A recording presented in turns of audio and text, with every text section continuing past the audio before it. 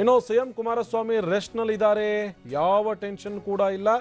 3 ಗಂಟೆಯ ನಂತರ ಬರೋಕೆ ಸಿಎಂ ಹೇಳಿದ್ದಾರೆ ಅಷ್ಟೇ. ಸಿಎಂ ರೆಸ್ಟ್ ನಲ್ಲಿದ್ದಾರೆ, ಯಾವ ಟೆನ್ಷನ್ ಕೂಡ ಇಲ್ಲ ಅಂತ ಬೆಂಗಳೂರಿನಲ್ಲಿ ಕಾಂಗ್ರೆಸ್ನ ಶಾಸಕ ಮುನಿರತ್ನ ಹೇಳಿಕೆಯನ್ನ ಕೊಟ್ಟಿದ್ದು. ಯಾರು ಒಂದಷ್ಟು ವಿಚಾರ ಏನು ನಡೀತಾ ಇದೆ ಆ ವಿಚಾರಕ್ಕೆ ಸಂಬಂಧಪಟ್ಟ ಹಾಗೆ ಅವರು ತಲೆನೇ ಕೆಡಿಸ್ಕೊಂಡಿಲ್ಲ. ಬಿಜೆಪಿಯವರು ಭ್ರಮೆಯಲ್ಲಿದ್ದಾರೆ, ಏನೂ ಕೂಡ ಆಗೋದಿಲ್ಲ, ಸರ್ಕಾರ ಸುಭದ್ರವಾಗಿದೆ. ಸಂಕ್ರಾಂತಿಗೆ ಯಾವುದೋ ಒಳ್ಳೆಯ ಸಿನಿಮಾ ಇರಲಿಲ್ಲ, ಹೀಗಾಗಿ ಬಿಜೆಪಿಯವರು ಈ ಸಿನಿಮಾನ ತೋರಿಸ್ತಾ ಇದ್ದಾರೆ ಅಂತ ಹೇಳಿ ಬೆಂಗಳೂರಿನಲ್ಲಿ ಮುನಿರತ್ನ ಹೇಳಿಕೆಯನ್ನು ಕೊಟ್ಟಿದ್ದಾರೆ.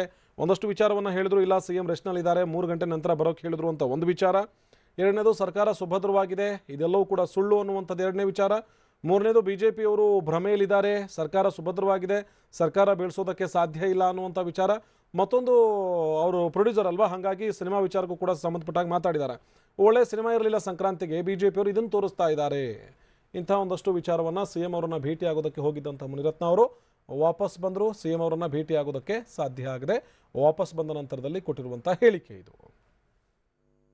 ಅವರು ವಿಶ್ರಾಂತಿಯಲ್ಲಿದ್ದಾರೆ, 3 ಗಂಟೆ ಮೇಲೆ ಭೇಟಿ ಮಾಡೋಣ ಅಂತ ಹೇಳಿದ್ರು. ಸರಿ, ಮತ್ತೆ ಇನ್ನೂ ಒಬ್ಬರನ್ನ ಭೇಟಿ ಮಾಡ್ಬೇಕು. ನಾನು ಹಿಂಗೆ ಹೋಗಿದ್ದೆ.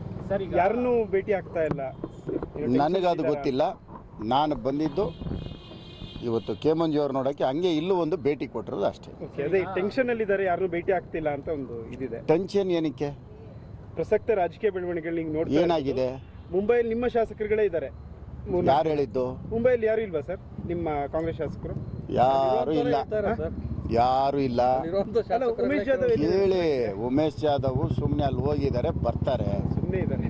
ಅವೆಲ್ಲ ಸುಳ್ಳು. ಏನಾದರೂ ಸರ್ಕಾರ ಹೋಗತ್ತೆ ಆಪರೇಷನ್ ಕಮಲ ಅಂದರೆ ಆ ಭ್ರಮೆನಲ್ಲಿ ಏನನ್ನ BJP ಅವರಿದ್ರೆ ಅದು ಸುಳ್ಳು.